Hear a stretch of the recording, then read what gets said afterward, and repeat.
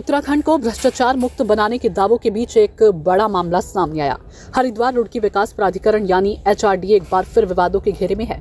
कांग्रेस नेता आशीष सैनी ने विभाग के भीतर चल रहे अवैध निर्माण और कमीशनखोरी के खेल को लेकर बड़े सवाल खड़े किए। आरोप है कि सरकारी जमीन को भूमाफियाओं के हवाले कर दिया गया और सरकार को करोड़ों के राजस्व का चूना लगाया है।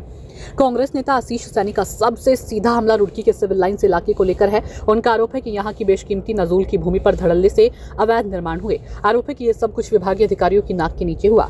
आशीष सैनी ने खुलासा किया कि इस पूरे खेल के असली खिलाड़ी कुछ स्थानीय आर्किटेक्ट हैं और विभागीय अधिकारियों के साथ मिलकर कागजातों में तो कुछ और दिखाते हैं, लेकिन धरातल पर नक्शे के उलट अवैध निर्माण करा देते हैं। इस मिली भगत से बड़े भूमाफियाओं को सीधा फायदा पहुंचाया गया है। भ्रष्टाचार का तरीका समझाते हुए कांग्रेस नेता ने बताया कि जिले में विकसित की गई कॉलोनियों का मात्र 10 से 20% हिस्सा ही पास कराया जाता है, जबकि बाकी 80% हिस्सा अवैध तरीके से खड़ा कर दिया जाता है। इससे सरकार को मिलने वाली करोड़ों की फीस जकार ली गई। आशीष सैनी ने मांग की है कि अगर नवनियुक्त अधिकारी पुराने निर्माणों की लिस्ट निकालकर ईमानदारी से जांच करे तो उत्तराखंड के इतिहास का सबसे बड़ा भ्रष्टाचार सामने आएगा। कागजों में नक्शा कुछ और है और मौके पर बिल्डिंग कुछ और। शासन को इसकी तुरंत उच्च स्तरीय जांच करनी चाहिए। आशीष सैनी की इस मांग ने अब गेंद शासन की पाली में डाल दी। सवाल तो ये है कि क्या धामी सरकार के जीरो टॉलरेंस के तहत इन अवैध निर्माणों पर बुलडोजर चलेगा या फिर जांच की फाइलें ठंडे बस्ते में दबी रह जाएंगी। है कि नजूल की जो भूमि है जिसका अभी निर्धारण नहीं हुआ है, ना तो उसका मालिकाना हक के संबंध में, ना ही शासन स्तर पर कोई, ना और वो मेरे ख्याल न्यायालय में पेंडिंग है। वहां पर बड़ी बड़ी बिल्डिंगें खड़ी कर दी गई। किसने भ्रष्टाचार किया, किसने उनको अनुमति दी या नहीं दी, किसके संरक्षण में बनी है, ये एक बड़ा मुद्दा है। पूरा सिविल लाइन से लेकर काफी बड़ा एरिया नजूल की भूमि में आता है और वहां पर जो बड़े बड़े भवन और बड़ी बड़ी इमारतें खड़ी की गई हैं वो किस भ्रष्टाचार के चलते की गई है।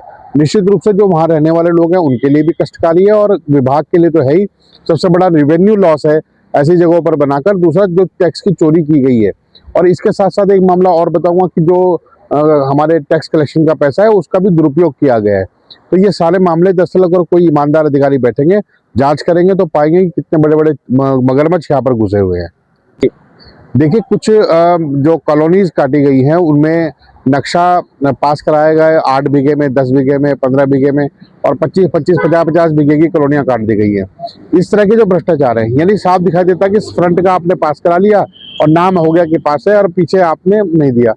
नहीं, बहुत सारे आर्किटेक्ट ऐसे हैं जिनके मैं नाम लेकर भी शिकायत दर्ज कराना चाहूंगा कि जिनके जो इस माफियावाद में लिप्त है।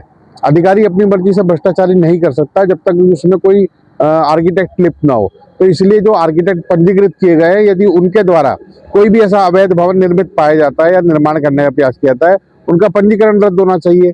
इस तरह से तो ये भ्रष्टाचार का अड्डा बनता जा रहा है और ये एक नासूर की तरह रुड़की शहर और हमारे प्रशासन के बीच में ऐसा नासूर बन गया है जो किसी दिन कोड बनकर फटेगा। देखिए, कुछ जगहों पर आपने देखा होगा कि निर्माण के दौरान कुछ फ्लैक्स लगाए जाते हैं छोटे छोटे कि ये नक्शा अप्रूव्ड है और नक्शे का नंबर दिखाया जाता है। अगर आप वहाँ ध्यान से देखेंगे तो वहाँ FAR और सेटबैक, इन दो मुद्दों पर तो वहाँ दिखाई नहीं देता, पूरा घेर कर बनाया जा रहा है। मुझे लगता है कि नक्शा वहाँ पर लगाकर उसकी आड़ में जो भ्रष्टाचार है, जो अधिकारियों ने संरक्षण दिया हुआ है, वो बहुत गंभीर मामला है। और मैं ये कहूँगा जिन भी बिल्डिंगों को नोटिस दिया गया है या नहीं भी दिया गया, एक बार उनका रिव्यू की जाए। कम से कम कमर्शियल बिल्डिंग्स का रिव्यू हो, जो कॉलोनीज काटी गई है उनका रिव्यू हो। और क्योंकि आज अगर कॉलोनी में कोई प्लॉट लेता है, अप्रूव्ड के कागज दिखाकर उसे नॉन अप्रूव्ड में देते हैं, तो कल को उसको कोई कानूनी या वैधानिक समस्या आएगी तो वो व्यक्ति कहाँ जाएंगे। तो आज इस भ्रष्टाचार पर रोक लगाने की जरूरत है।